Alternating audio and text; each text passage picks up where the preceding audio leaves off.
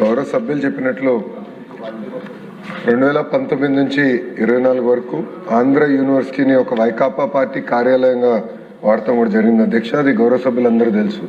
ప్రత్యేకంగా విశాఖపట్నంలో నుంచి వచ్చిన గౌరవ సభ్యులందరూ కూడా తెలిసిన విషయం అధ్యక్ష. ఒకసారి మీరు చూస్తే ఒక ఉదాహరణ అధ్యక్ష, NIRF ర్యాంకింగ్లో 2019లో ఆంధ్ర యూనివర్సిటీ 29వ ర్యాంక్లో ఉంటే 2023కి వచ్చేగల 76వ ర్యాంక్కి పడిపోయింది అధ్యక్ష.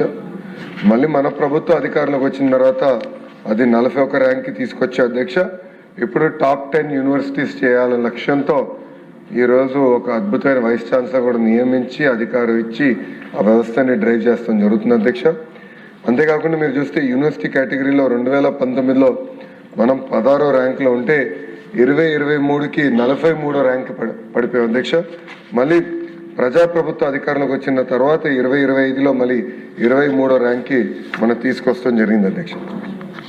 అక్కడ గౌరవ సభ్యులు 2-3 అంశాలు అడిగారు. ఒకటి, ఈ 100 years ఉత్సవాలు ఏదైతే జరుగుతుందో అది ఘనంగా జరపాలి, అందరితో కోఆర్డినేట్ చేసి చేయాలని గౌరవ సభ్యులు కోరారు అధ్యక్ష. ఫస్ట్గా రేపు పొద్దున్న నేను విశాఖపట్నం వెళ్తున్నాను. ఎలమంచిలో ఒక కంపెనీకి మేము శంకుస్థాపన వేస్తున్నాము. దాంట్లో భాగంగా రిటర్న్లో కూడా వైస్ ఛాన్సలర్ గారిని కలుస్తున్నాను. కలిసి మొత్తం ప్రోగ్రామ్ రివ్యూ చేసి గౌరవ సభ్యులు కూడా కాపీ పంపిస్తాను. మీరు కూడా మీ ఇన్పుట్ ఇస్తే మనం ఘనంగా ఈ శతాబ్ది ప్రోగ్రామ్ అనేది నిర్వహించాల్సిన బాధ్యత ఇక్కడ ఉన్న మన అందరిపైన ఉందని గౌరవ సభ్యులు తెలియజేస్తున్నారు అధ్యక్ష. అంతేకాకుండా అధ్యక్ష, కేవలం ఒక ఆంధ్ర యూనివర్సిటీ కాదు, ఆంధ్ర రాష్ట్రంలో ఉన్న ప్రభుత్వ విశ్వవిద్యాలయాల్లో గత ప్రభుత్వాలు 5 సంవత్సరాలు విచ్చలవిడిగా వాళ్ళ కార్యకర్తలు అక్కడ పెట్టుకుంటాం జరిగింది. దానిపైన ప్రత్యేకంగా మేము ఇప్పుడు మ్యాన్ పవర్ ఆడిట్ అనేది జరుగుతుంది అధ్యక్ష.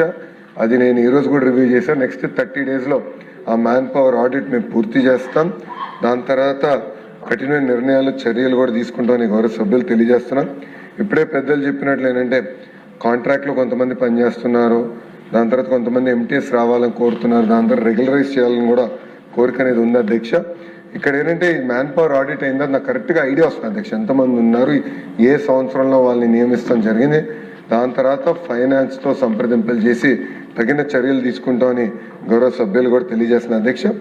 పెద్దలు చెప్పినట్లు గతంలోనే ప్రసాద్ రెడ్డి చేసిన అవకతవకల మీద నేను విజిలెన్స్ ఎంక్వైరీ చేస్తానని చెప్తాం జరిగింది. అది విజిలెన్స్ పంపించాం, విజిలెన్స్ ఎంక్వైరీ జరుగుతుంది అధ్యక్ష.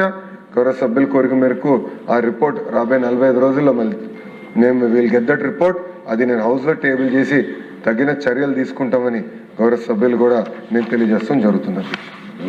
నెక్స్ట్ క్వశ్చన్ 1185 పురపాలక